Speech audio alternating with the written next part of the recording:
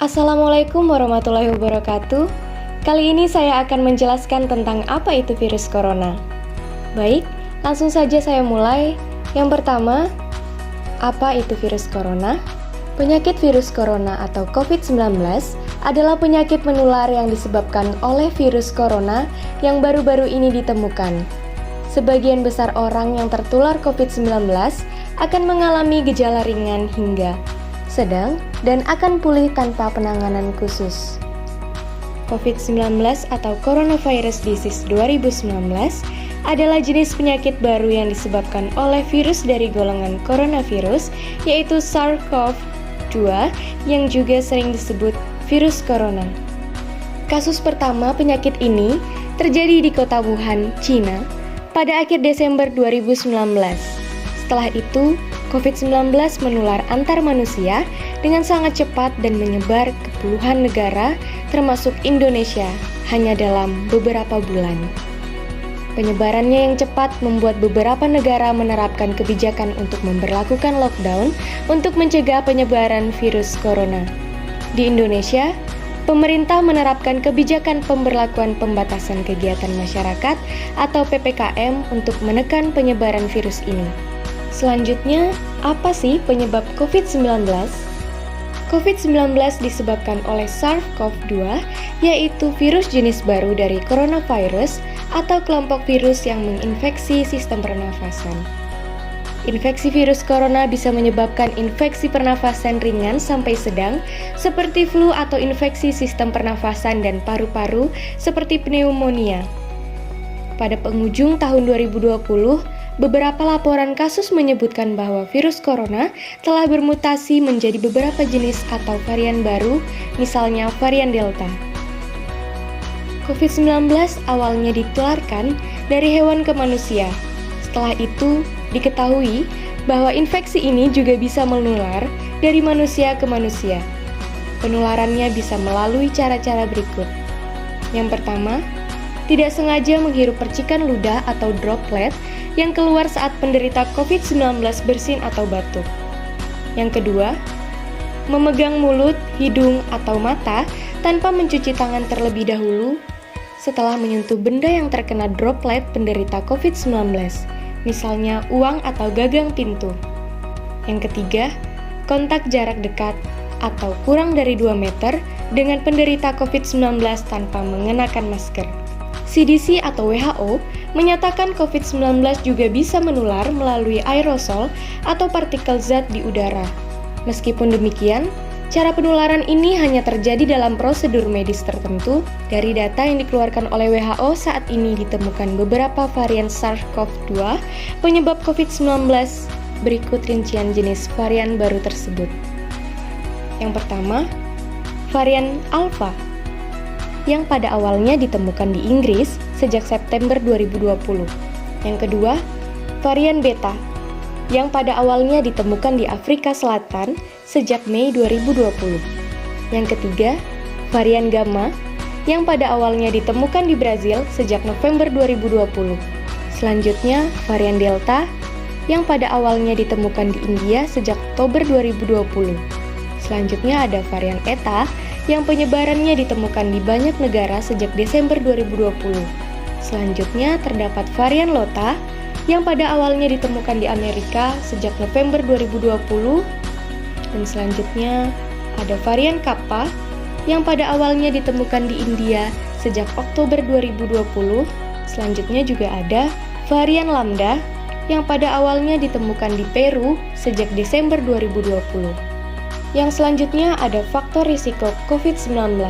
COVID-19 dapat menginfeksi siapa saja, tetapi efeknya akan lebih berbahaya atau bahkan fatal bila menyerang orang lanjut usia, ibu hamil, perokok, penderita penyakit tertentu, dan orang yang daya tahan tubuhnya lemah seperti penderita kanker. Karena mudah menular, penyakit ini juga berisiko tinggi menginfeksi para tenaga medis yang merawat pasien COVID-19. Oleh karena itu, tenaga medis dan orang yang melakukan kontak dengan pasien COVID-19 perlu menggunakan alat pelindung diri atau APD, Selain itu, pemerintah bersama perusahaan farmasi dan berbagai institusi kesehatan kini juga tengah mengembangkan dan meneliti vaksin COVID-19. Setelah itu, melalui uji klinis dan dinyatakan efektif dan aman diberikan pada manusia, pembuatan vaksin COVID-19 akan diteruskan agar dapat diberikan kepada masyarakat.